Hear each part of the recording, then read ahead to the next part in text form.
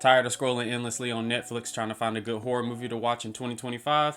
Well, don't sweat, your boy Tech got you. Subscribe to the channel to join the spooky gang, and we will cover the best horror movies that you can watch on Netflix right now. Netflix. Keeping it real with y'all, I felt like I was scraping the bottom of the barrel when it comes to trying to find good horror movies on Netflix. It's amazing how Netflix is pretty much the most popular streaming service or streaming app that's out there, and yet it has one of the weakest collection of movies, let alone horror movies. So just all that together, like their whole collection really isn't that particularly good, especially in comparison to some of these other apps like Tubi, Shudder, HBO Max, whatever you use. Netflix's original movies and original series are pretty much the only thing that's still saving it, and why people still have their subscription to this day is because a lot of those, when they drop them, can be bangers, but like outside of that, it ain't hitting like that. Because as I was shifting through them, it's just like there was just too many bad or just not particularly good horror movies. So movies like Tear It and Texas Chainsaw Massacre, the one that came out in 2020, which I actually kind of like, but I still recognize that it's not a good movie by any stretch. The Open House, In the Tall Grass, Afraid, with the AI Afraid movie. Like it really just doesn't make no sense with some of these movies that they have on there. But do not worry, your boy Tech came through with a pretty solid list of some good horror movies that you all should watch. Plus, of course, I'm not gonna leave y'all hanging. I also have some honorable mentions, just so there's a couple extra movies that y'all can go through and see if you like them. And so with that being said, starting this list off, we are coming in with what I deem to be the best available horror movie that is on Netflix, and it is currently in their top 10 movies that are currently streaming, and that movie would be Talk to Me. Talk to Me is a movie that I've talked about a couple of times in previous videos, and I really do love this movie. Talk to Me is about a group of Australian teenagers who discover an embalmed hand that allows them to communicate with spirits, turning it into a viral party game. So throughout all of this movie, you see Mia, the main character of the movie, her and her group of friends going to this viral party to try this hand, and it allows you to see different spirits and apparitions, and for a duration of time they actually take possession of you. Controlled environment, so there's always somebody there with a timer and trying to make sure that you don't go over the 90-second mark, because if you keep the entity in you too long, then they'll want to stay. And in this movie, there ends up coming a lot of consequences that come with that. Mia herself is struggling with the grief from her mother's death. A lot of her reasoning and ambition in wanting to even use this hand is for her wanting to have a chance at being able to talk to her mom one more time. And through her use and the use from multiple other people, then a lot of these spirits really start to linger around. With this movie, it's just amazing watching how some of these spirits manipulate Mia and sort of her perception of what she thinks is actually happening versus what's not happening. Just really makes her question her reality. And outside of it just being a really nice, fun horror movie that you could really just like put on anytime, in my opinion, it just really is dark and creepy in a lot of scenes too. It's some really great imagery. Easily one of my favorite from 2023, and pretty much every time I watch it, it creeps slower and slower and slower into like one of my favorite movies of all time. So really great movie. If you have not seen Talk to Me, I 100% recommend it. 100 put my stamp on it, and if your boy Tech puts a stamp on it, then that lets you know it's the truth.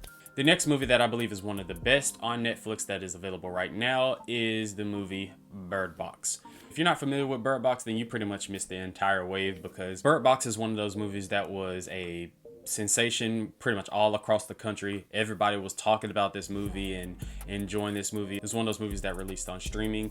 This movie stars Sandra Bullock, and the movie follows a mysterious force that causes mass suicides worldwide, with people taking their own lives after seeing an unknown entity. And so with this movie, Sandra Bullock's character, Mallory, her and a small group of survivors are all staying together, and they're trying to navigate this whole mysterious apocalypse, like I said, mass suicide thing that's going on when you see this unknown entity. And as soon as you see it, it just like people just start going crazy from that point on. So throughout the film, you see anytime that they're trying to navigate from one place to another, you see that they are blindfolded, because if they happen to see this unknown entity, it's like it completely captures their attention, and like that's just pretty much all they see and all they care about pretty much at that moment. And it makes them do some really terrible things after that. So it's like, that's why this group was making sure that they would navigate blindfolded. And of course, even with them being a small group, you're always going to have some people who are, you know, mentally unstable. Some people really can't take the fact that they have to be sheltered away from the world and aren't able to do and proceed through life as they normally would. So then you see people just start doing outlandish things in the group, and then that results to their death and so on and so forth. So overall, just a really solid movie. Like I said, it was one of the best movies that came out that year, and like I said, everybody was talking about it on social media, just everywhere. It was just a really good movie overall, and you really can't beat it. So for the people who have not seen Bird Box, you absolutely should. And for the people who have already seen Bird Box, it's one of those movies that's perfectly good with rewatch. The next movie that is one of the best on Netflix is A Quiet Place Part 2. So this movie obviously is a sequel to the hit movie A Quiet Place that came out a couple years earlier. And this movie is geared around an alien invasion where they can hunt by way of sound. So a lot of it still has to do with your sensory abilities, kind of similarly to Bird Box. But in this case, it's a little bit different, where instead of being blindfolded, little to no dialogue whatsoever, because these aliens, they hunt by sound. So you make the most minute noise and they are on your ass. So I know for a lot of people, seeing the very first Quiet Place for the first time in movie theaters and having Dolby Atmos, all of that surrounding, all of, like, you know, surrounding nature sounds and the different sounds of, like, as you're walking and the crunching of leaves and all this other good stuff, and you just don't hear any dialogue whatsoever. So you see a lot of different sign language and just different gestures to be able to communicate with other people so they can understand what you're saying without you making a noise. So pretty much the whole movie is like dang near silent. I think that is a very, very, very creative aspect, an aspect that actually makes this movie great. So considering they don't have A Quiet Place, the first one, on here, we're talking about A Quiet Place Part 2. So if you haven't seen the first one, obviously watch that one, so this one will make sense. The film opens up with a flashback to a lot of the events from the first one. It reveals how the creatures arrived and how they started attacking. So for pretty much the duration of this movie, you're following a mother and her 2 children, and similarly to Bird Box, they're trying to navigate this whole thing while trying to be unnoticed the entire time. And so you see so many different trials and tribulations that they have to go through to remain quiet and navigate through the woods and through the country and just everything without making a sound. And, you know, you're doing that with your children, and, you know, it's already hard for children to stay quiet and stay out the way anyway. So you have that little extra element of it. And I think it does make for a very, very good movie. Now, the thing that I will say is, are these particular movies one of my favorites per se? No, not at all like that. It's not necessarily movies that I just want to be watching all the time, but for people who are going to watch it for the first time and you're perfectly fine with that sort of niche type, like I said, because of the auditory and the sensory aspect of it, that's something that you feel like you would enjoy, then that's where these movies really come in really strong for the horror genre. So that is why A Quiet Place and A Quiet Place Part 2 for sure would be on this list. The next movie/movies that I feel like are the best on Netflix is Insidious 2 and Insidious: The Red Door. Obviously, both of these films are in the same franchise. Insidious Chapter 2 is obviously the second installment in the franchise, and then Insidious: The Red Door is the 5th installment in the franchise. For me, the Insidious franchise overall is one of the best horror franchises. The original Insidious gave us something really unique in 2010 with exploring that level of astral projection.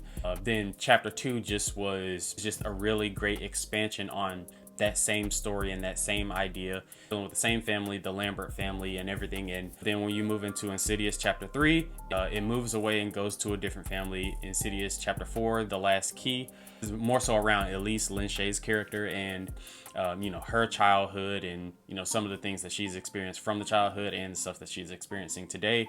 And then Insidious: The Red Door brings us back to the Lambert family, but it's many years later and the family is a little divided in a way. Josh and Renee are no longer together, so you have that family divide, and Dalton being older and he's going off to college, and then all this thing starts to come back up and a lot of things from his childhood, envisioning the Red Door and the old lady, and that tiptoe by the window dude. Like, so it's just like all that together. I think that, you know, Insidious 2 and Insidious the Red Door are just really good in terms of continuity aspect and just making you feel like, you know, if you watched 1, 2 in that movie, that it's all sort of like one big story. And that is a quality that I really do like about those movies. These are definitely one of the best horror movies that are on Netflix for sure. And the last movie that I wanted to talk about is the movie Day Shift. It is a Netflix original and it stars Jamie Foxx. This movie to me is just a really fun movie. It's honestly really nothing too crazy, but it's just a genuine enjoyable watch. And so for this movie, it follows a character named Bud, played by Jamie Foxx.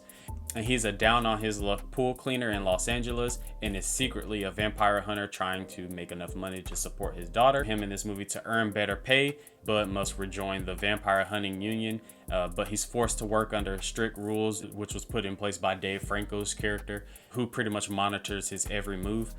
Throughout the movie, the head vampire that he's hunting this very powerful vampire named Audrey, and she's seeking revenge on Bud because Bud unknowingly kills her daughter. It's revealed their plan to, you know, make a whole new breed of just more powerful vampires all throughout the city. So with this movie, it's just honestly just a fun watch. That's the best way I can put this movie. It's not this movie that that's gonna be critically acclaimed or anything like that. It's just a very enjoyable watch. For people who love vampires, for people who love, you know, some level of comedy in their horror, I wouldn't necessarily say that this is a horror comedy, but it really does have some comedic elements in it. I think Jamie Foxx was pretty solid in the role. It's just, like I said, it's just an overall enjoyable movie. And believe it or not, I wouldn't have watched this movie at all if it wasn't for my fiance's dad. Her dad actually mentioned for me to watch this movie, so I gave it a shot and I really enjoyed it. So I was like, shoot, I'm gonna go ahead and tell the Spooky Gang so they can get on this movie and just see what they think. So that's pretty much it, Spooky Gang. Those are some of the best horror movies on Netflix, and as I mentioned before, I had said that I would give you guys some honorable mentions too, and those honorable mentions will be as follows. Obviously, Netflix has the Fear Street series. I mentioned this in my best horror movies on Netflix video from last year. So the Fear Street series, that's absolutely always going to be good to watch. Then there's a movie like Thanksgiving. Thanksgiving isn't necessarily one of my favorite or anything like that, but once again, for people who enjoy horror comedies, this is more like a slasher comedy. It does have some enjoyable elements, and I know a lot of people do like this movie, so that's for sure going to be one of our honorable mentions. And the last movie that I wanted to list as an honorable mention would be Hereditary. The reason why I didn't list Hereditary as one of the best, because it genuinely is one of the best horror movies on there, but the problem is it's about to go away soon. So for the people who want to give this movie a shot for the first time, you better go ahead and jump on that, because I don't know how much longer that movie is going to last on Netflix. And then 2, for the people who want to rewatch this movie, this is pretty much one of your last opportunities. I'm not exactly sure if it's on any other streaming platforms. I know it was on HBO Max at one point, but I don't know if it's still on there. So there definitely will be a video that I'll make on, you know, some of the best horror movies on HBO Max again for this year, and Hulu, Tubi, Paramount Plus, you name it. I'm going to be all on it. So y'all can definitely stay tuned for that. But like I said, Spooky Gang, that is all I have. Y'all comment down below, what did you think of some of these horror movies that are on Netflix, and what are your particular favorites that are on Netflix? I don't see how y'all's list of some of the best horror movies for Netflix will be too much different from mine, because there ain't a whole lot to pick from. Either way, it'll still be interesting to see what y'all say in terms of what y'all like as far as horror on Netflix. But yeah, y'all comment that down below. Like the video, subscribe to the channel if you haven't. We're on the road to 10K subs. Y'all already know how we rocking. Spooky Gang, y'all already know I appreciate the support. I love y'all as always. These bangers gonna keep dropping, and that'll pretty much do her. So until next time, Spooky Gang, y'all stay blessed and y'all stay spooky.